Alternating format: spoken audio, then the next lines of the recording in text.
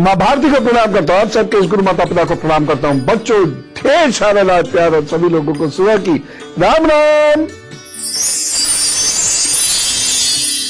इस दुनिया में बहुत सारे अजूबे हैं, बहुत सारे ऐसे तथ्य हैं जो हमें पता नहीं होते हैं और इन्हें जानना जरूर चाहिए। और ये बड़े रोचक तथ्य होते हैं और जीवन से कहीं ना कहीं जुड़े होते हैं। जैसे आज का विषय भी ऐसा ही कुछ है।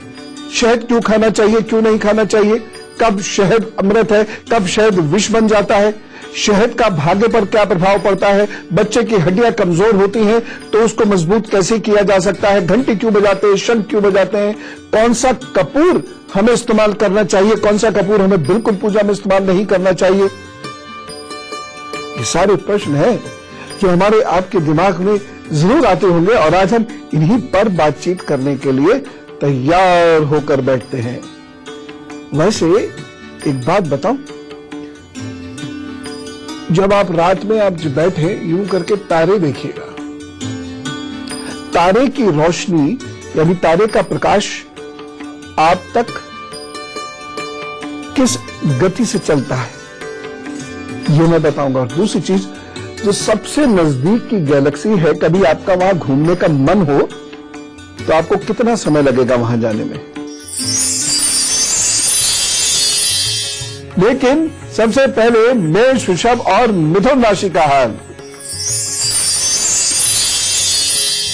मेष राशि, भाग्य पक्ष कमजोर होने के कारण कुछ कामों को लेकर निराशा हाथ लग सकती है। दोपहर के बाद का अलबत्ता दिन अच्छा है।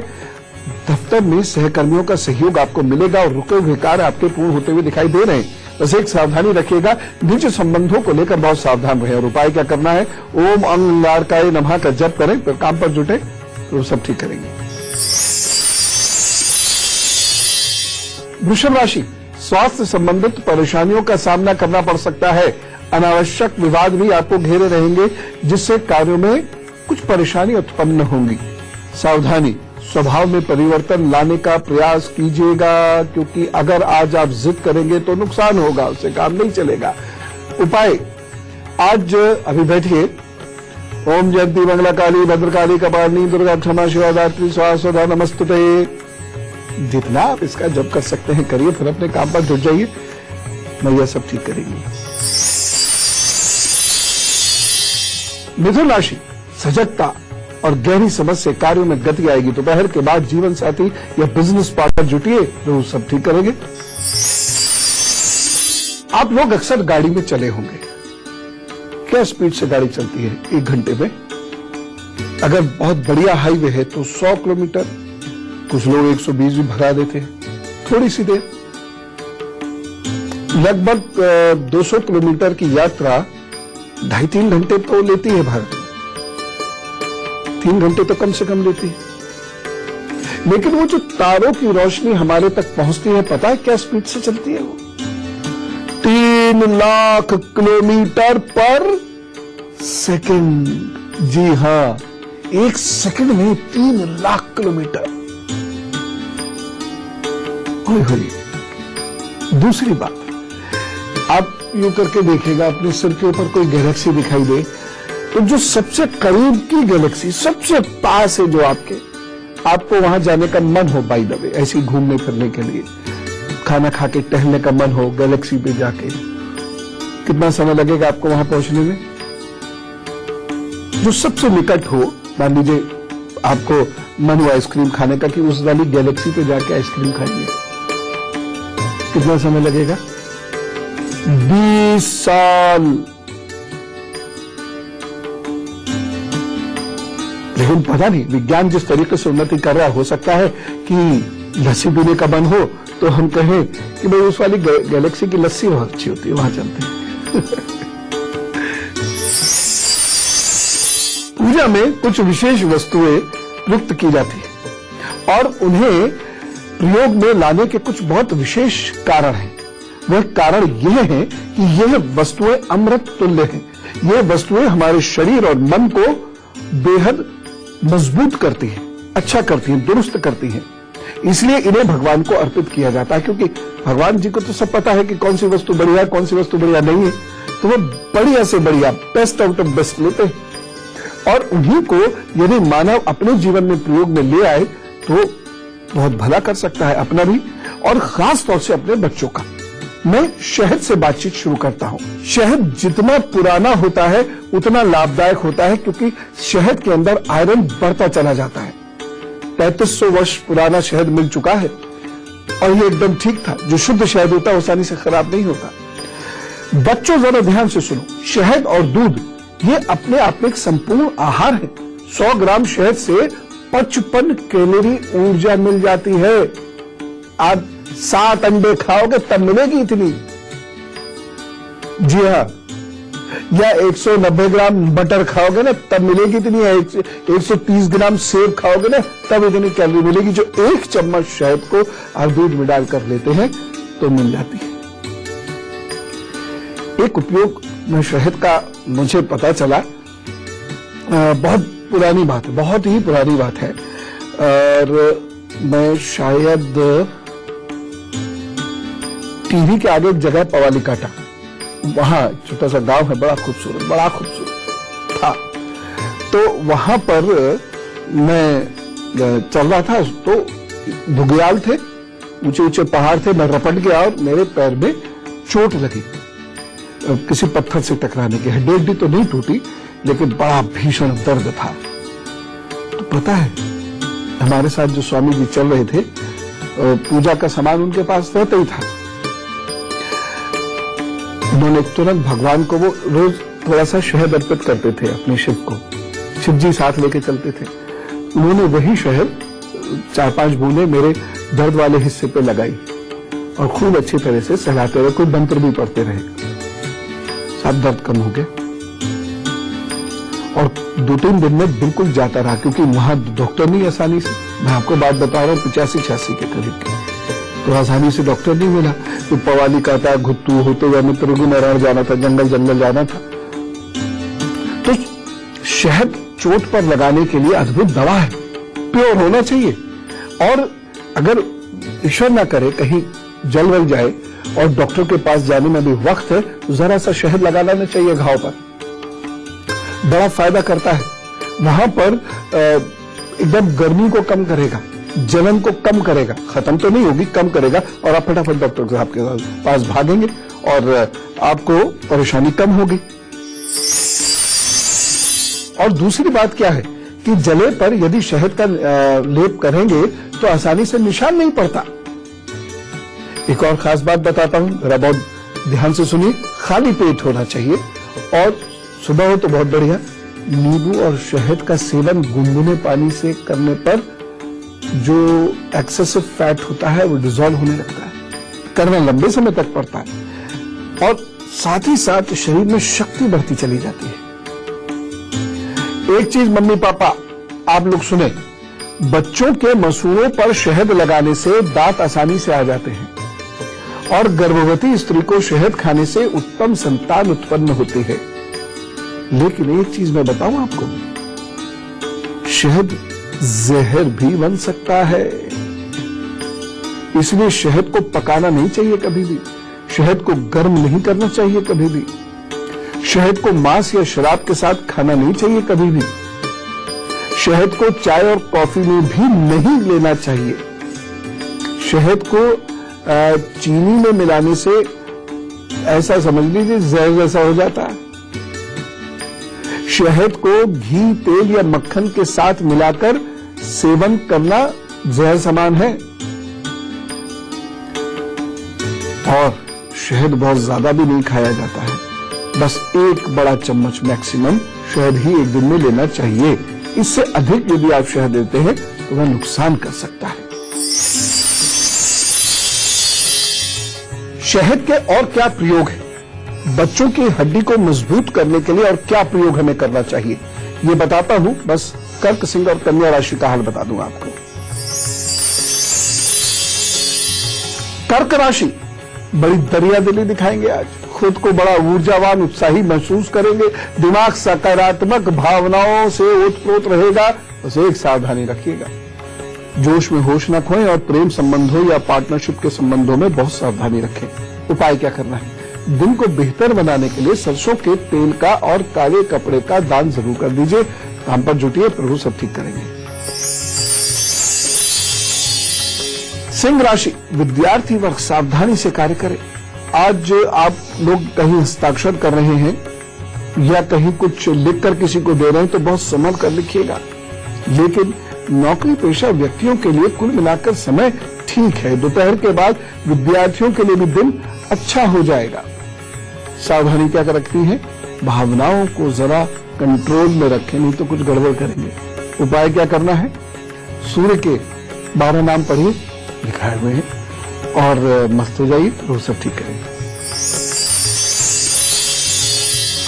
कन्या राशि, रिश्तों में दरार आ सकती है। भाग्य पक्ष कमजोर होने के कारण कुछ कार्य बनते बनते रुक सकते हैं, परंतु किसी की मदद से ये कार्य फिर से बने। बस एक सावधानी रखिएगा, हर फैसला बहुत सोच समझ कर करें। उपाय क्या करना है, किसी मजदूर को भोजन अवश्य दे दीजिएगा, बाकी तो प्रभु सब ठीक है।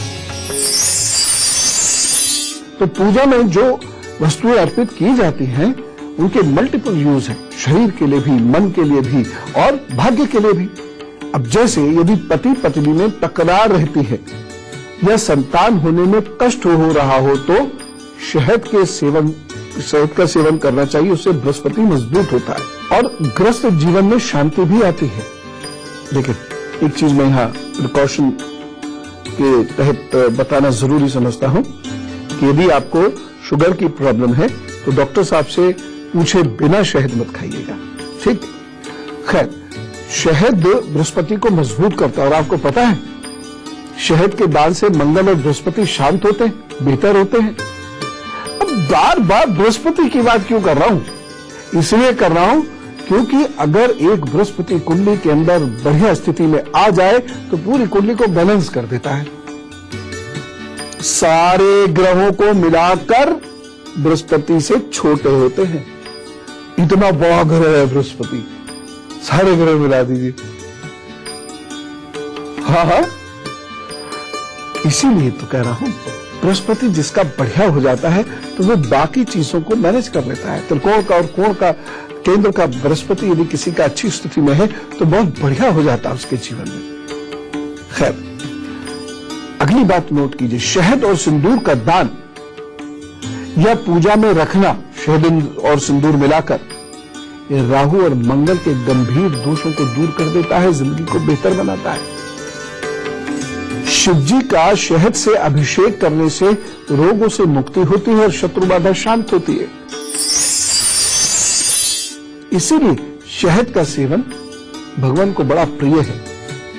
कारण क्या है, जैसे शिव जी की बात करें तो शिव जी को शहद अर्पित हम लोग करते हैं और शिव जी, आपको सिर्फ आपने एक बात सुनी है ज्यादातर लोगों ने, शिव जी संहार करते हैं, लेकिन पूरी प्रोसेस बहुत सारे लोग नहीं जानते। वह एक सिस्टम को खत्म करके दूसरे सिस्टम को डेवलप करते हैं, तो वह डिस्ट्रक्शन भी करते हैं और रिक्रिएशन भी करते हैं, समझिए।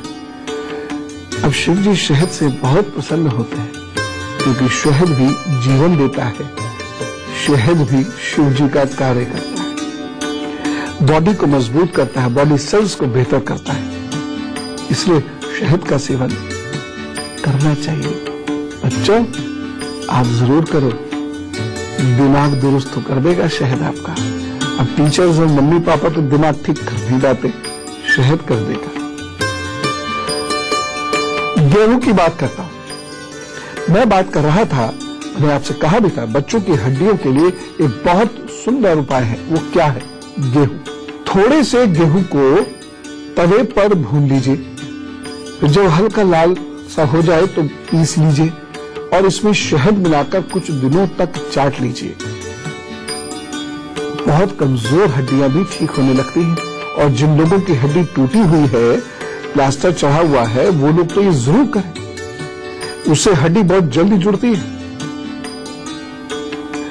ये सारी चीजें हमारी जिंदगी में बड़े बदलाव लाती हैं, लेकिन बड़े बदलाव सामान्यता नहीं आते, ये भी मैं कह रहा हूं।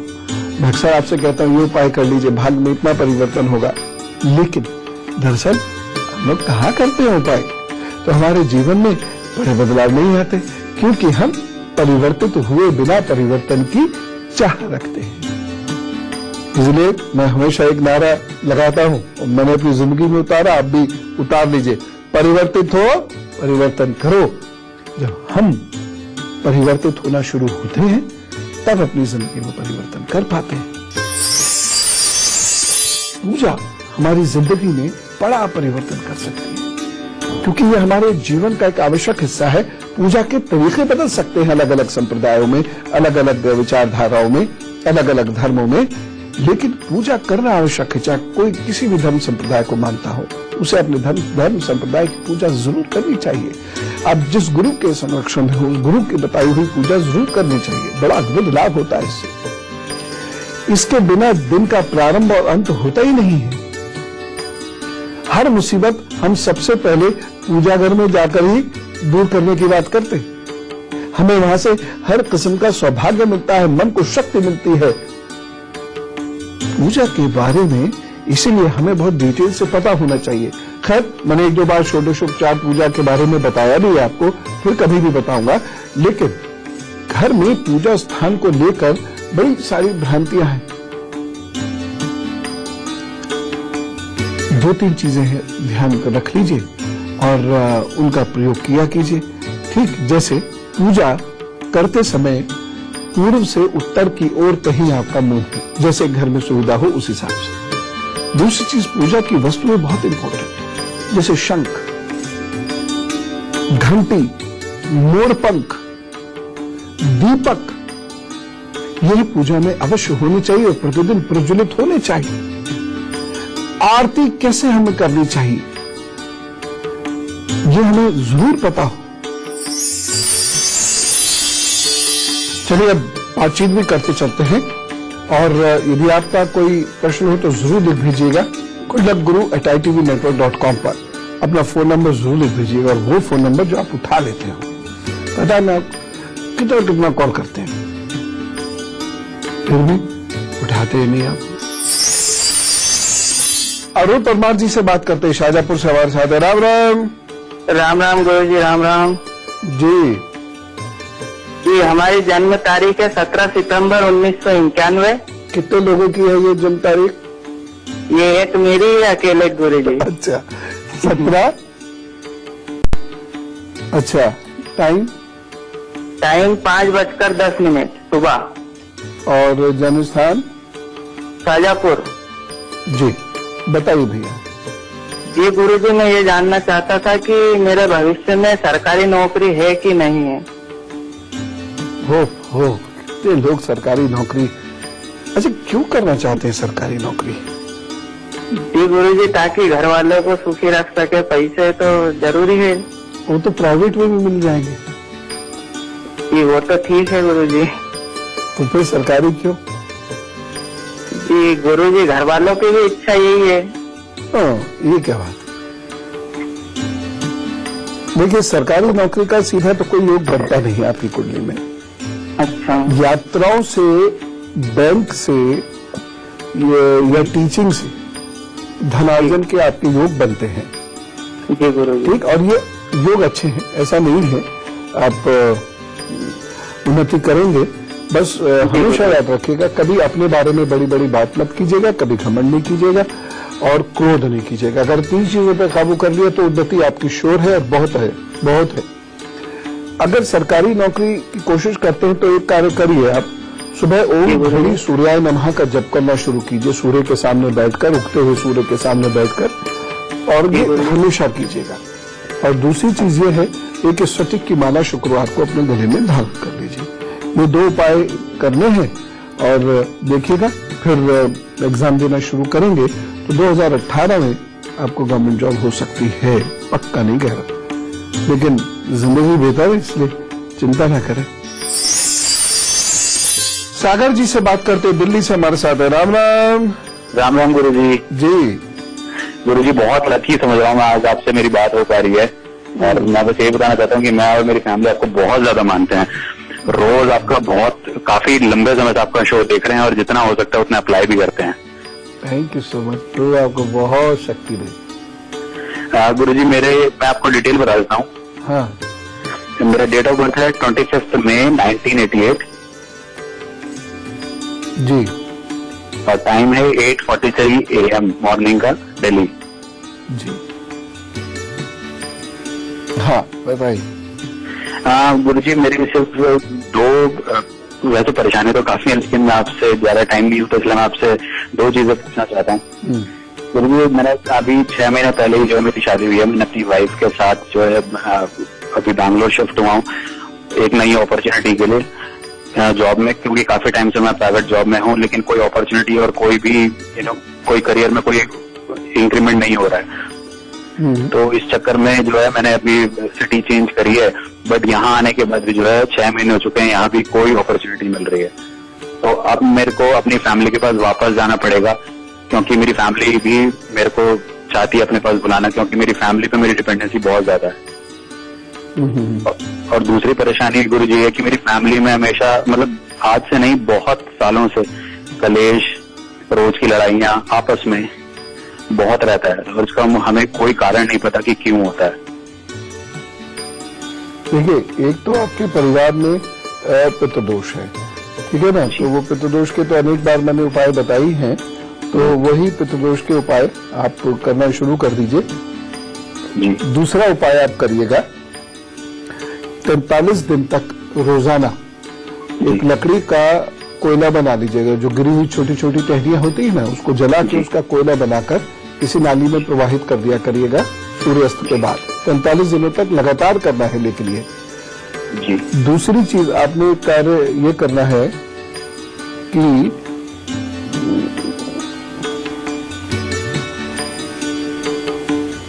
मांस, शराब और किसी भी किस्म का नशा ये सब कभी मत करिएगा।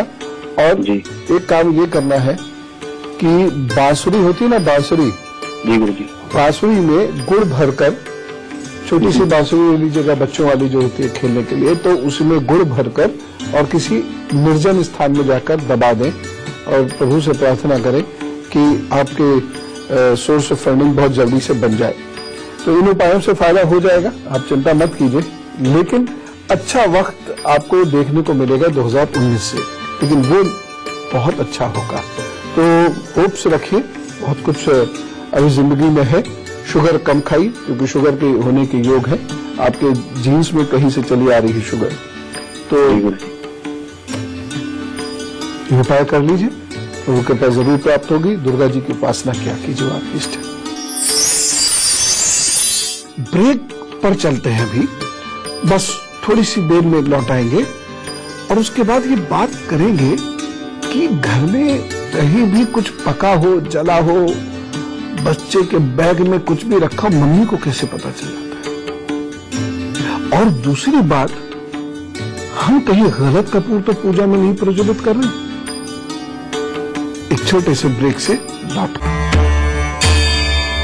आइए, स्वागत है ब्रेक के बाद। मम्मी की बात भी तो करनी है। दीपक जैसे कितना महत्वपूर्ण है, हम रोज दीपक जलाते हैं, लेकिन क्या ऐसे ही दीपक जला देने से उतना लाभ देता है? वो कैसे लाभ देगा, अभी बताता हूं। बस तुला, वृश्चिक और धनु राशि का हाल बता दूं। तुला राशि, यह दिन आपके लिए बेहतर परिणाम लेके आएगा। आज आप लेखन संबंधी मामलों में अनुकूल स्थिति पाएंगे। दोपहर के बाद आपके करीबी दोस्त और साझेदार नाराज हो सकते हैं और आपका दिल दुखा भी सकते हैं। एक सावधानी रखिएगा, धैर्य मत खोइएगा। और उपाय क्या करना है, मस्तक पर सफेद चंदन धारण कीजिए और आप अपने गुरु, शिक्षक आदि को प्रणाम कीजिए। उसके बाद काम पर जुटिए, तो वो सब ठीक करेंगे। वृश्चिक राशि, परिवार के कार्य में धन अधिक खर्च हो सकता है। दोपहर के बाद ये दिन व्यापार में प्रगतिपूर्ण स्थितियां बनाएगा। कोई शुभ समाचार भी मिल सकता है। इसे एक सावधानी रखिएगा, बिना पूछे परिवार में सलाह मत दीजिएगा, नहीं तो परेशानी होगी। उपाय क्या करना है, लाल कपड़े में गुड़ रखकर दान कर दीजिए किसी गरीब को, तो सब ठीक करेंगे। और गुड़ की कोई चीज भी रख सकते हैं, आजकल तो गजब खूब आ रही। धनु राशि, अचानक धन लाभ के योग बने हुए हैं, कार्य में सफलता के योग बने हुए हैं। दोपहर के बाद थोड़ा सा आपको सतर्क रहना होगा, धन के मामले में, स्वास्थ्य के मामले में। एक सावधानी, जीवन साथी के साथ वाद विवाद नहीं होना चाहिए। आज उपाय, अपने इष्ट और गुरु और माता पिता को प्रणाम करके अभी ये दिन प्रारंभ कीजिए, तब प्रभु सब ठीक करेंगे। और हम दीपक की बात करेंगे। दीपक हर घर में अवश्य प्रज्वलित होना चाहिए सुबह शाम, और दीपक तब प्रज्वलित होना चाहिए जब दोनों वक्त मिलते हो। क्यों ऐसा कहता हूं? अब आपने देखा होगा, मैं कई बारी उपायों में बताता हूं, दीपक जरूर प्रज्वलित कीजिए। कहीं कहीं तो मैंने ऐसे उपाय भी बताए हैं जिसमें 45 दिनों तक व्यक्ति को 11 दीपकों को जलाकर उसके मध्य में बैठने को कहा है, या 11 छोटे अग्निकुंड बनाकर उसके मध्य में बैठने को कहा है। आखिर क्यों? और लाभ निश्चित होता है। कैसे? दीपक एक्चुअली घर में सूर्य और चंद्र दोनों की कमजोरियां दूर कर देता है। तो घर का सूर्य और घर का चंद्रमा यदि ठीक होता है तो फिर कुंडली के सूर्य और चंद्रमा भी बेहतर होते, इसलिए सौभाग्य आता है। 5 दीपक प्रज्वलित करके ध्यान करने से व्यक्ति के चंद्रमा की कमजोरी दूर होती है और उसमें आत्मबल और आत्मविश्वास बढ़ता है। दीपावली के पंच पर्व जो होते हैं, इसमें दीपदान का ज्योतिषीय महत्व भी यही है। जिस घर में 5 दीपक प्रज्वलित होते हैं वहां हानिकारक तत्व, बैक्टीरिया आदि में कमी आती है, लिहाजा रोग भी कम होते हैं। अखंड दीपक जलाना हठयोग या तपस्या का एक हिस्सा माना जाता है। दीप प्रज्वलन बिना मंत्र के करने से कोई लाभ होता नहीं है। तो आप जब भी दीपक जलाएंगे, मैं मंत्र लिखा रहा हूं, इस मंत्र का जप करेंगे। तो क्या है दीप मंत्र? ध्यान से सुनिए। शुभम करोति कल्याणम आरोग्यम धन संपदा शत्रु बुद्धि विनाशाय दीप ज्योति नमस्तुते। दीप ज्योति पर ब्रह्म दीप ज्योति जनार्दनम दीपो हरतु मे पापम दीप ज्योति नमस्तुते। एक बार मैं फिर से आपको बता रहा हूं, जरा ध्यान से सुन लीजिए। शुभम करोति कल्याणम आरोग्यम धन संपदा शत्रु बुद्धि विनाशाय दीप ज्योति नमस्तुते। दीप ज्योति पर ब्रह्म दीप ज्योति जनार्दन दीपो हरतु मे पापम दीप ज्योति नमस्तुते। इसका अर्थ क्या है? इसका अर्थ है, हे दीप ज्योति, आप हमारा शुभ करने वाली, कल्याण करने वाली, हमें आरोग्य और धन संपदा देने वाली, शत्रु की बुद्धि का नाश करने वाली दीप ज्योति, आपको नमस्कार है। दीप ज्योति आप पर ब्रह्म है, जनार्दन है, आप हमारे पापों का नाश करती हैं, आपको नमस्कार है। यह इसका अर्थ है। तो अब से जब भी आप दीप जलावेंगे तो इस मंत्र का जोर से उच्चारण करेंगे, और घर के बच्चों को भी सिखाइए ये मंत्र। सब लोग जब एक ध्वनि से इसका उच्चारण करेंगे तो देखिएगा कितना आपको अच्छा लगता है, और एकदम लगेगा जिंदगी में बहुत कुछ है, करेंगे कुछ बढ़िया, ऐसी फीलिंग एकदम से आनी शुरू हो जाएगी। अच्छा, आपको एक रिसर्च के बारे में बताऊं। आप लोग सपनों से बहुत घबराते हैं कि सपने बहुत आते हैं, बहुत आते हैं, बहुत आते हैं। कई तो फेसबुक पर भी ये बात लिखते हैं। सपने आना बहुत बुरा नहीं होता है। एक दिन सपनों के बारे में आपसे बहुत डिटेल से कुछ और बातें करूंगा। बहुत सारी तो कर चुका हूं, कुछ और भी करूंगा, लेकिन फिलहाल इतना बता देता हूं। जिन लोगों को बहुत घबराहट और तनाव होता है तो उन्हें बहुत सपने आते हैं। जिन लोगों का आईक्यू लेवल बहुत अच्छा होता है उन्हें बहुत सपने आते हैं।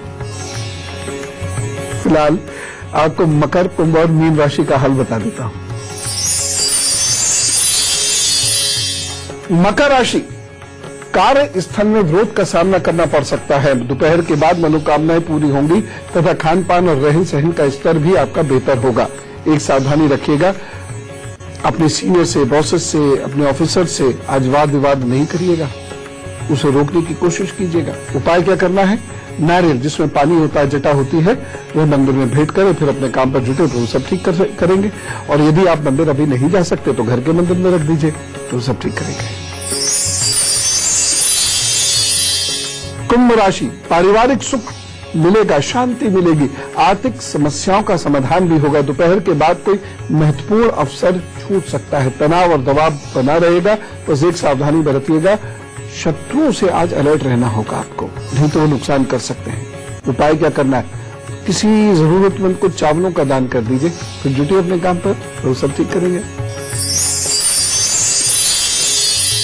मीन राशि, कार्यों के लिए अच्छा है, कुछ नया पढ़ना लिखना चाहते हैं तो ये दिन अच्छा है। विद्यार्थियों को इस दिन की गई पढ़ाई और बनाए गए नोट से बहुत लाभ मिलेगा। कुल मिला के दिन शुभ है। व्यापारियों के लिए भी ये दिन शुभ है, नौकरी पेशा लोगों के लिए भी दिन शुभ है, गृहिणियों के लिए भी ये दिन शुभ है। बस एक सावधानी रखिएगा, निंदा करके अपने दिन को खराब मत कीजिएगा। उपाय क्या करना है? बुजुर्गों का आशीर्वाद प्राप्त करके ये दिन प्रारंभ कीजिए तो सब ठीक करेंगे।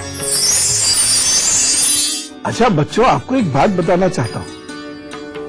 आप कहते हो ना मम्मी को सब पता चल जाता है, मैंने क्या खाया, मेरे बैग में क्या रखा है, मम्मी कैसे पता लगा लेती है? मम्मी तो 11 बजे रात सोने चली गई थी और मैं बिस्तर के अंदर कुछ खा रहा था, मम्मी को कैसे पता चल गया? आ गई तो टोलती हुई। इसका एक बहुत बड़ा रहस्य है, जरूर जान लेना भी मुझसे।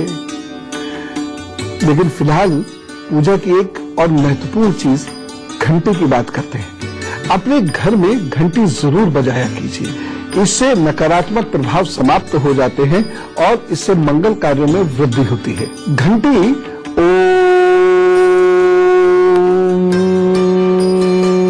ओम का नाद करते हुए यदि घंटी बजाते हैं तो शरीर और मन बली होता है, बच्चों का इससे दिमाग अच्छा होता है।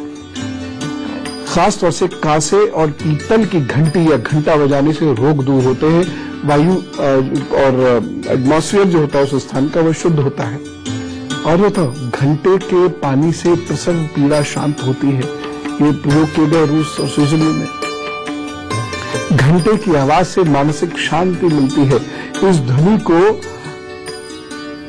सुनकर आप एकदम दूसरे लोक में पहुंचने जैसी स्थिति में आ जाते हैं, एकदम ध्यान जैसी स्थिति में आते हैं। लेकिन ये प्रश्न होगा, ये आवाज सुन, ये आवाज कहां से आई, ये कब खोजेगी, कैसे खोजेगी, इसके पीछे का लॉजिक क्या है? देखिए, जब कोई व्यक्ति ध्यान में बहुत गहरा उतर जाता है, सुबुध खो बैठता है, तो उसे घंटी की एक अजीब सी आवाज सुनाई पड़ती है, अजीब सी आवाज।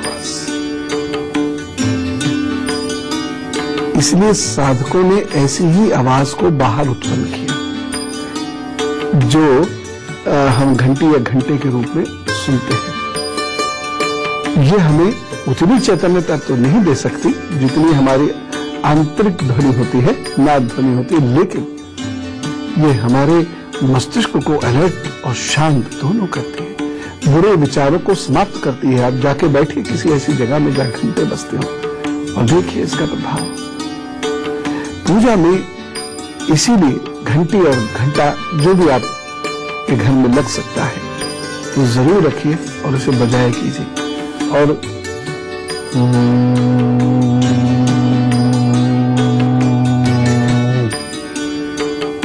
मन बहुत शांत होगा।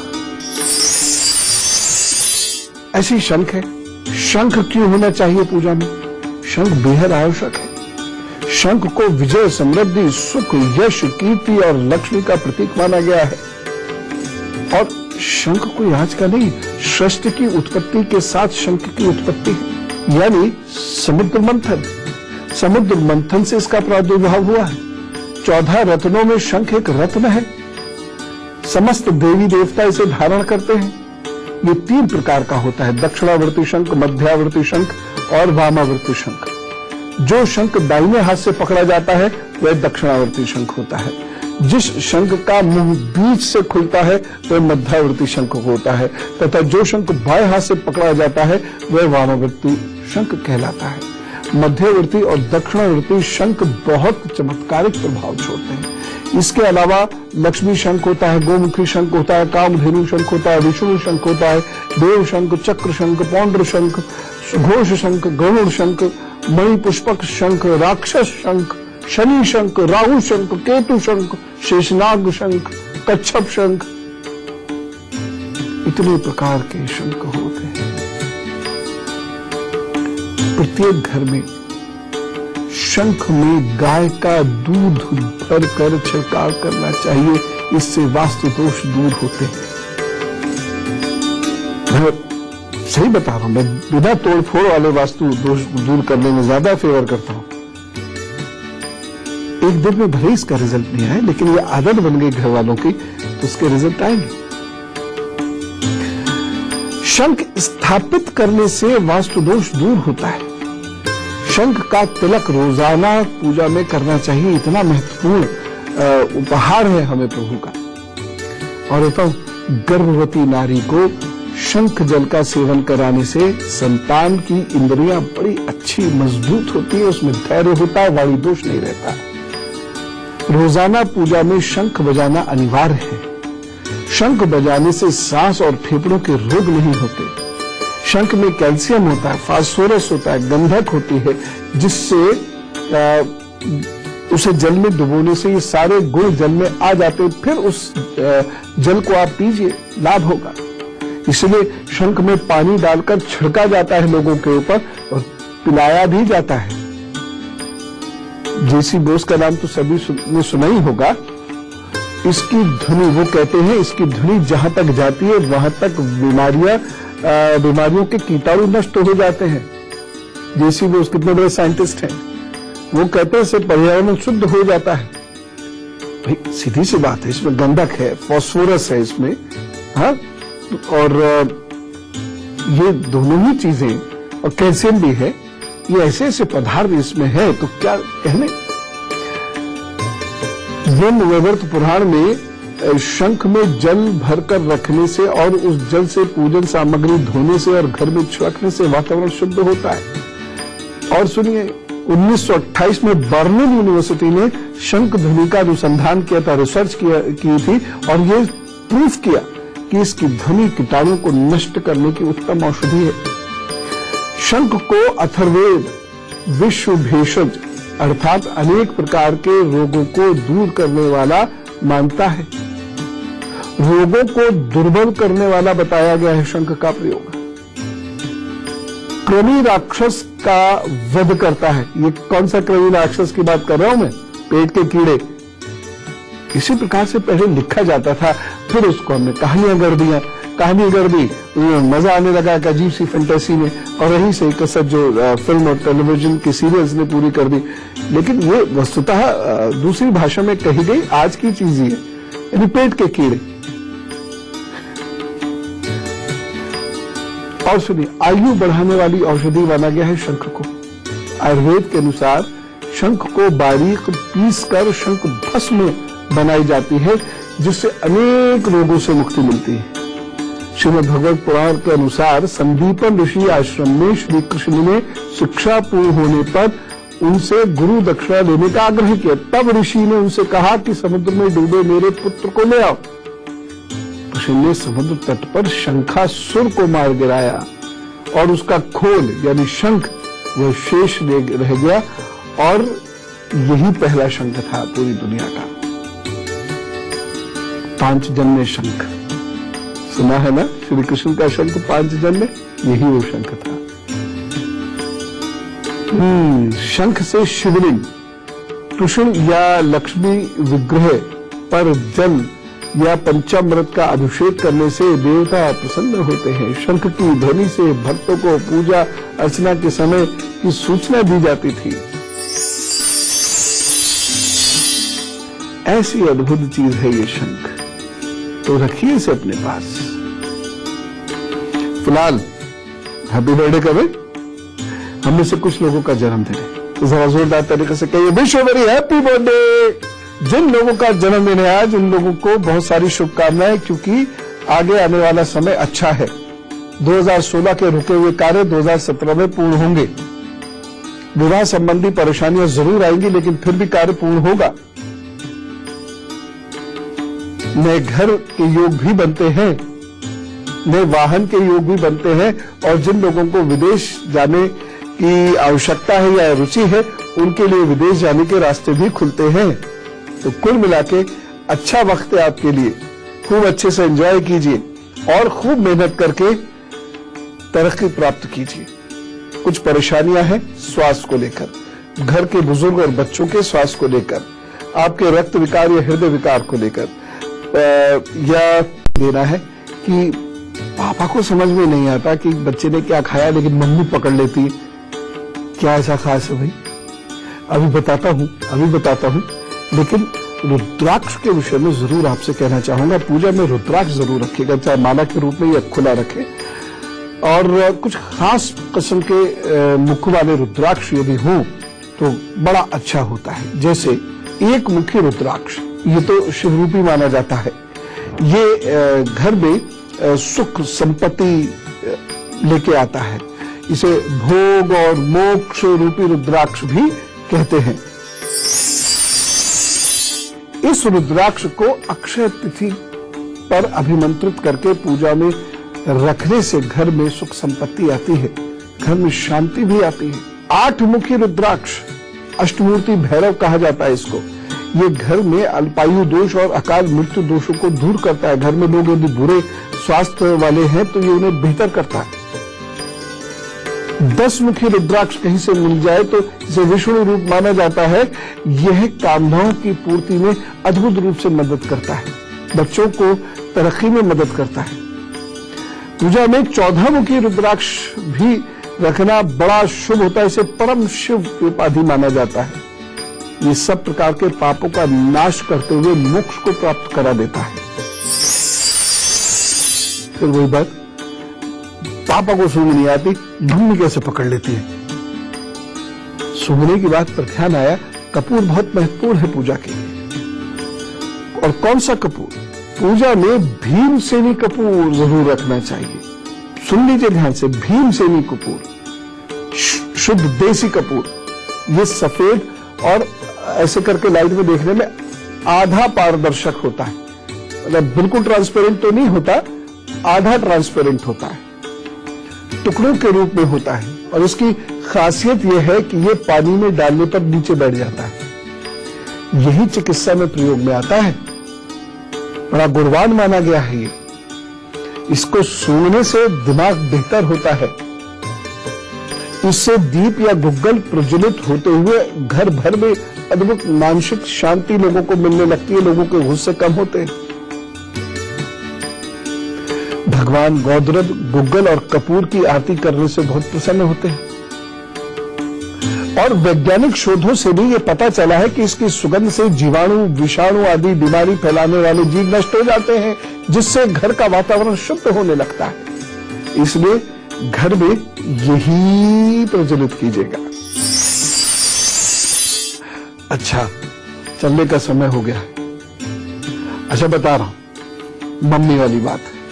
देखिए, घर में कहीं पे कुछ पक रहा है, कहीं गंदगी है, कुछ सड़ रहा है, तो पापा को बाद में पता चलेगा, मम्मी को पहले पता चलेगा। बच्चा बस्ते में क्या बर्गर पिज्जा रख के लाया है, टिफिन के अंदर क्या माल रख के लाया है, मम्मी को तुरंत पता चल जाएगा। लिहाफ में बैठकर फ्रिज में से निकाल लाया आइसक्रीम और वो खाई जा रही है, मम्मी सोने के बावजूद यूं करते हुए आ जाएंगे, पापा खुर्र आराम सो रहे होंगे। बच्चे को मिठाई बहुत पसंद है, गायब कर दी किचन से और बेड के पीछे दुबक कर खा रहे। मुंह उठा के देखा, मम्मी खड़ी हुई, उनको तक कैसे पहुंच गई बात। दरअसल क्या होता है, स्त्रियों की सूंघने की शक्ति पुरुषों के मुकाबले अधिक होती है। इसलिए स्त्रियों का दिमाग भी पुरुष के दिमाग से बड़ा होता है। बायोलॉजिकली बता रहा हूं, इसके ये वाला। इसलिए वो बहुत सारी डायरेक्शंस में एक साथ काम कर लेती है और उनके अंदर सहन शक्ति अधिक होती है। एक बात और बताओ, कहीं भी बैठे बैठे स्त्री जल्दी झपकी मारती है पुरुषों के मुकाबले। दिखते पुरुष ज्यादा सोते हैं। चलो, बहुत हो गई बातचीत। और अब जो मैंने बात बताई है, इसकी चर्चा लोगों से जरूर कीजिएगा। अच्छा रहता है ज्ञान बांटना, लोग भी खुश होंगे, उनको भी प्रसन्नता का अनुभव होगा, आपका ज्ञानवर्धन होगा, आपको भी सुख शांति मिलेगी। इधर उधर की निंदा भरी बातों को करने की बजाय ये सुबह की ज्ञान गंगा, ये नहर बना के दूसरों को घरों तक पहुंचा दिया कीजिए इसका जल। तो चलते हैं, खूब मेहनत कीजिए और खूब खुश रहिए, औरों को भी खुश रखिए।